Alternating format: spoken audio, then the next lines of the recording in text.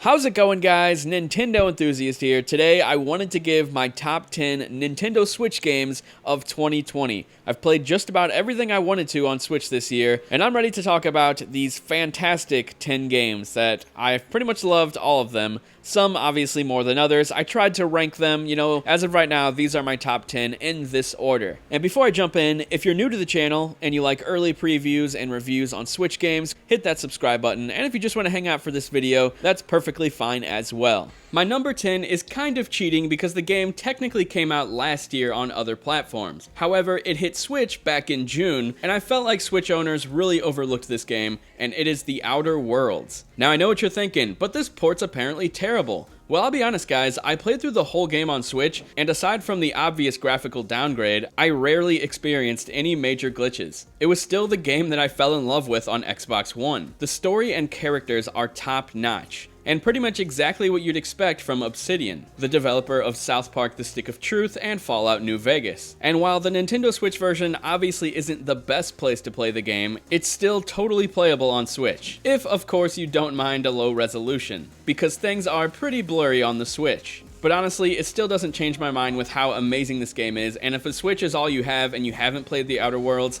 I highly recommend it. It's my number 10 because this isn't the best port. It is a massive open world game that wasn't originally developed with Switch in mind. So if you view it through that lens, it's actually pretty impressive. Number 9 goes to Windbound. This is a action-adventure survival game, and I was super addicted to this game all the way till the end. Now, at first glance, you might think Windbound looks somewhat similar to Zelda, and while it does, it's actually a lot different. This is a survival game at heart. And being someone who's not really into survival games, I was surprised by how engaged I was the entire time with this game. Your character washes up on an island with nothing at all, and then it's up to you to explore, upgrade your boat, and make it through a portal into the next area. Each area is randomly generated, so you never know what you're gonna get. And while I usually don't like randomly generated things, they really didn't feel randomly generated. Everything actually felt intentional, and I never really knew what to expect when coming up to a new island. Even if you're not super into survival games, I still recommend checking out Windbound, especially if you can find it on a sale.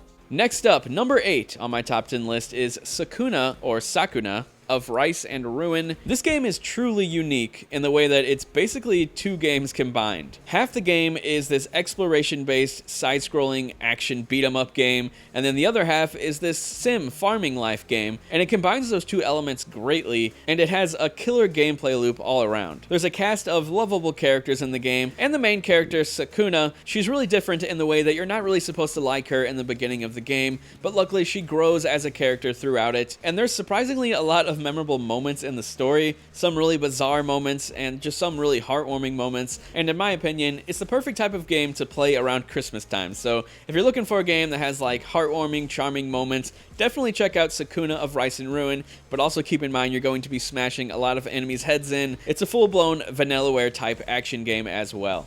Number 7 is Paper Mario: The Origami King. Now, the Paper Mario franchise has been catching a lot of flack lately because fans have been just like begging Nintendo to just go back to its RPG roots, and unfortunately, they still haven't. However, Paper Mario: The Origami King is, in my opinion, the closest thing we've had to an RPG Paper Mario game since the Thousand Year Door. It doesn't have levels in the game, but you do slowly raise up Mario's health and attack power and all that stuff, so you're basically leveling up throughout the game. Now, unfortunately, I think the game is a bit too long. The origami-based combat is pretty fun in the beginning, but it slowly gets old by the end of it. Luckily, you can avoid a lot of battles that are usually engaged through the overworld whenever enemies attack you. You just basically have to run around them. But I thought that was really unfortunate because typically in a game like this, you want to battle, but in Paper Mario: The Origami King, you didn't really get anything from it, aside from coins, which could be useful, but all around, the combat did disappoint. However, the reason why this game is number 7 on my list is because it's so dang charming. The comedy in the game literally had me laughing out loud and just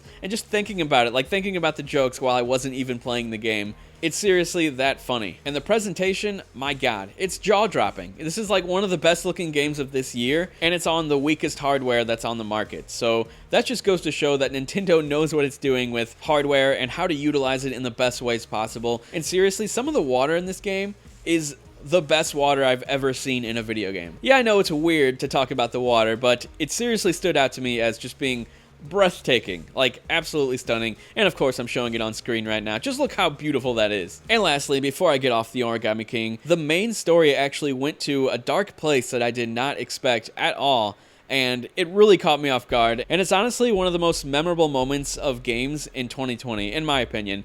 If you know what part I'm talking about, be sure to let me know. Don't spoil it in the comments, but just give me a wink or something in the comments, because it's absolutely crazy what happens in that game. Anyway, number 6 is the most recent game on this list, which is Hyrule Warriors Age of Calamity.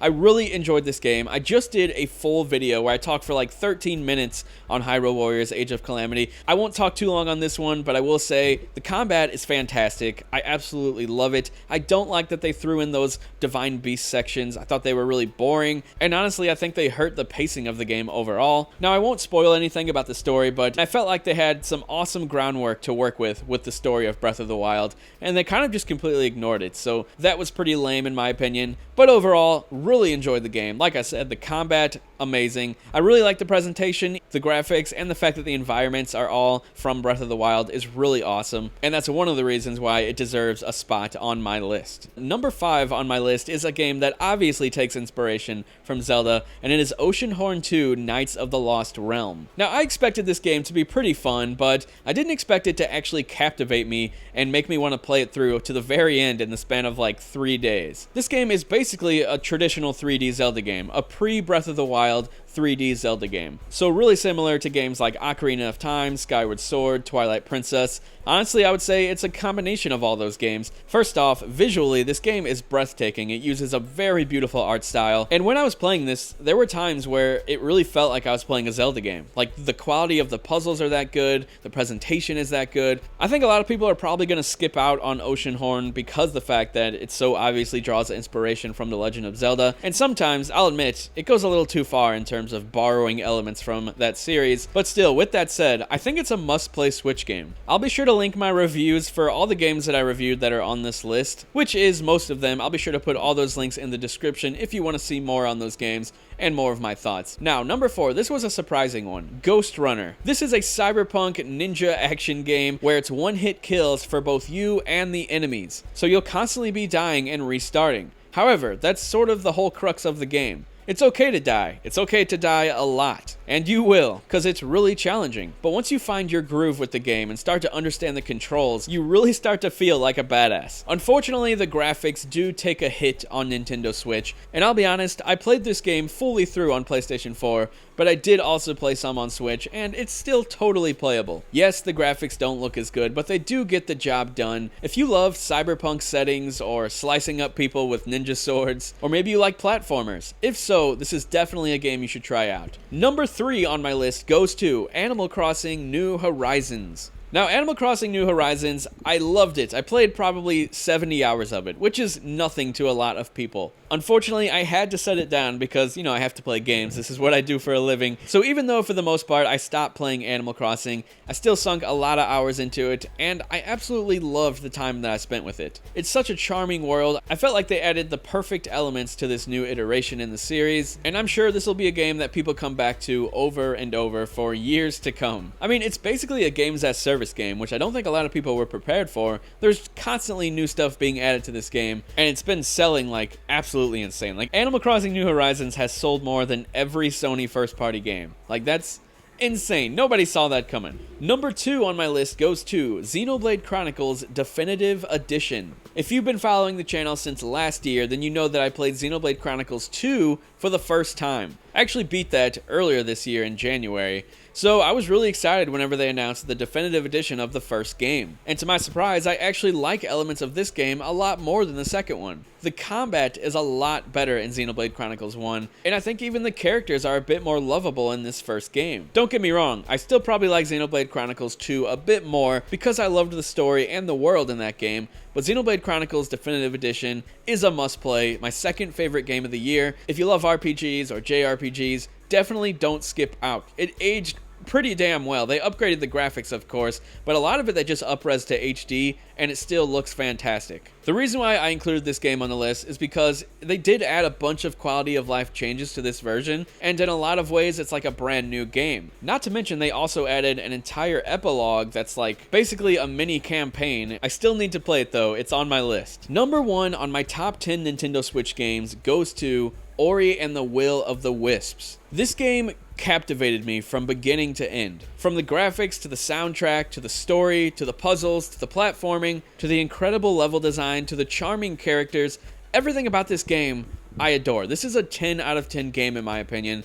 And unfortunately, I feel like it flew under a lot of people's radar for some reason, which is really strange. Ori and the Blind Forest was a critically praised game that I felt like got a lot of attention, and this sequel, in my opinion, is better in every single way. I was so happy that it got announced for Nintendo Switch. It's an absolute must-play game. This is my Nintendo Switch game of the year. I highly recommend playing both games in the series. The way the story connects, it's just absolutely fantastic. You'll be crying, you'll be laughing, and you'll be crying again. These are masterpieces. But that's all I have to say today, guys. Thanks a lot for listening to my off-the-cuff Game of the Year discussion video. Be sure to leave your top 5 games of the year in the comments below. It doesn't just have to be Switch, it can be anything. I want to know, so definitely leave those in the comments. If you enjoyed this video, hit that thumbs up. If you didn't, hit that thumbs down. And if you're feeling really generous, hit that subscribe button. I'll talk to you guys later. See ya.